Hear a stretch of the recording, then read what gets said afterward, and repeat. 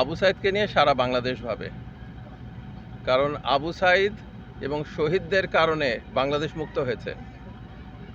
সেই কারণে আজকে জুলাই সনদ তৈরি হয়েছে এবং জুলাই সনদের জন্য 12 তারিখে গণভোট।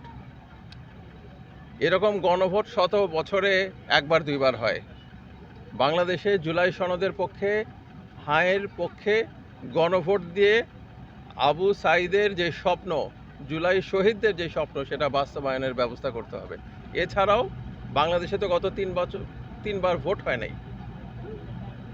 এইবার মানুষ যেন ভোট দিতে পারে উৎসব মুখর পরিবেশে, এটাই আমাদের আকাঙ্ক্ষা। রংপুর কখনোই অবহেলিত থাকে নাই। রংপুর বাংলাদেশের মুক্তির সংগ্রামে নেতৃত্ব দিয়েছে।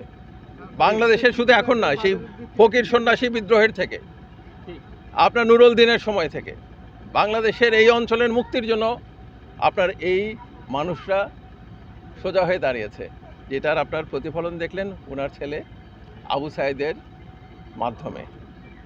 রংপুর অর্থনৈতিক দিক থেকে যেটা বলছেন, আমি বিশ্বাস করি এটাও থাকবে না। বাংলাদেশের মানুষ তো এখন একাকার। আগে যেমন যাতায়াতের সমস্যা ছিল, আজকের তো যাতায়াতের সেই সমস্যা নাই। দেখেন কি সুন্দর রাস্তাও হয়ে গেছে। এরকম হতে থাকবে, বাংলাদেশ আগায় যাবে। আপনারা দোয়া করবেন। العالمين والعاقبة للمتقين والصلاة والسلام على رسوله محمد وعلى آله وأصحابه أجمعين. ربنا آتنا في الدنيا حسنة وفي الآخرة حسنة وقنا عذاب النار.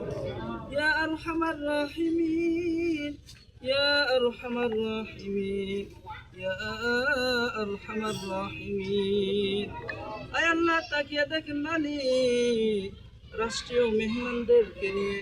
আয় আল্লাহ, বীর শ্রেষ্ঠ শহীদ আবু সাইদের কবরের পাশে শহীদ আবু সাইদের পিতা, আয় আল্লাহ, আবু সাইদের ভাই, তার আত্মীয় স্বজন এবং রাষ্ট্রীয় মেহমানদের নিয়ে তোমার দরবারে হাত উত্তোলন করেছি গো মাওলা।